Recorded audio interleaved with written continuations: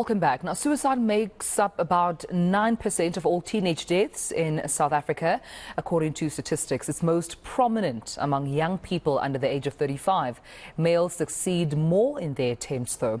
This Teen Suicide Prevention Week, parents are being encouraged to check in with their children often. So let's find out more from Cassey Chambers from the South African Depression and Anxiety Group joining us this morning. And Cassey, thank you so much for making time for this ever important topic in our country. And I suppose my first question to you is, why is teen prevention or the Teen Suicide Prevention Week so important, and what is SADAG particularly doing for this week?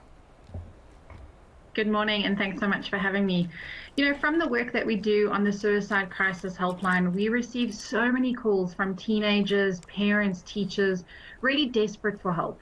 And that's why this week, during Teen Suicide Prevention Week, we're starting the conversation around how to talk to your teenagers, what to look out for, what to do if someone is suicidal, and how to get them help.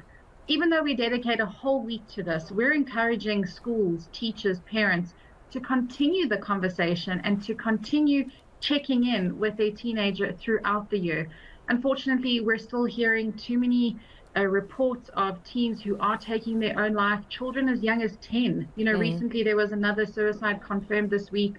We've been seeing a 17-year-old boy in KZN. A few weeks back, another 17-year-old male in Soweto. Suicides are happening every single day, and if we don't talk about it more, we can't save lives.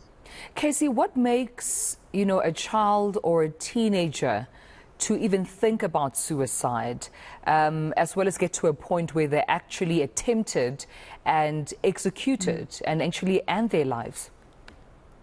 You know, it's so sad for us as adults to think, what could a teenager be dealing with, that they think that suicide is the only way to end their problems. And when we speak to teenagers, when we work in schools, it's normally a combination of issues that cause a teenager to feel so overwhelmed and so helpless that the only way to end their problems is to end their life. We know the main triggers have to do with relationships, and it could be a relationship with a boyfriend, a girlfriend, a best friend, mom and dad, that has a profound impact on their mental well-being. We're now also adding things like undiagnosed or untreated depression. That is the leading contributing factor to suicide around the world. And then in South Africa, our teens are dealing with things like trauma and loss and grief on a daily basis. Never mind learning problems, bullying. So many of these issues come together that a teenager feels that they can't talk to an adult about their problems. They have no one to turn to. And that's when they just want the pain to end. And that's when they think about suicide. So how does one then even start a conversation around, suicide with their child or their teenager? Are there parents who may even fear that that may actually plant a seed in their mind that wasn't there before? It's such a good question. We get that question all the time from parents, too afraid to talk about it in case I plant the seed. What if I make them think of suicide or make them want to kill themselves? And research around the world has shown us actually talking about suicide doesn't cause suicide.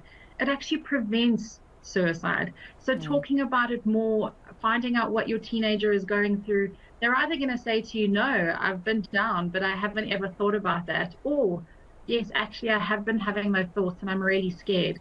And as a parent, you know what the issues are and you can get them the help that they need. I think it's very normal for parents and teachers to be scared of this topic. It is a big, heavy topic because we don't always know the language or the words to use.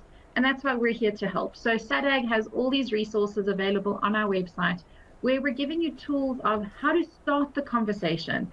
Checking in and saying, I'm really worried about you. You haven't been the same lately. Is everything okay? I'm here to listen. Can we talk? Gently starting that conversation. Or an expert this week that we had on one of our webinars was talking about creating an opportunity to have a big, deeper conversation. Not necessarily a family meeting around the table, but it could be something while you're cooking together or you're driving or traveling to school. It's starting those conversations. So we're giving tips of what to say and what not to say. So not saying, just get over it, just snap out of it, think positively. These are just some of the tools that we can provide you with to have a connected conversation and do a check-in with your teenager. Yeah. So what do you do then? What are the next steps should your child or teenager admit that they've had thoughts or are having thoughts of killing themselves? What treatment is available? I think it's so important that just in the way that if your child came to you with a broken leg, you would get them professional help. You can say, thank you for sharing, let's get the help that we both need.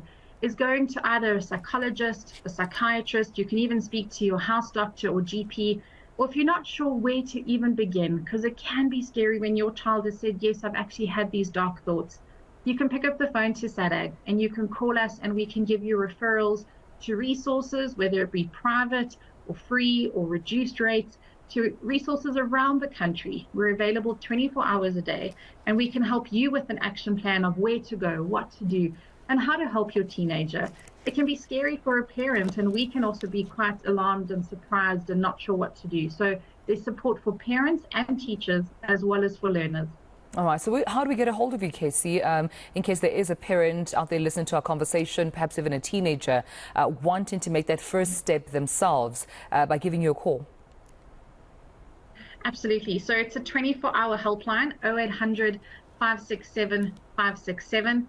We also have a website with all of the webinars and tools and resources available to schools, parents, learners. You can reach out at www.sadag.org. Or you can even SMS us on 31393 and we will call you back.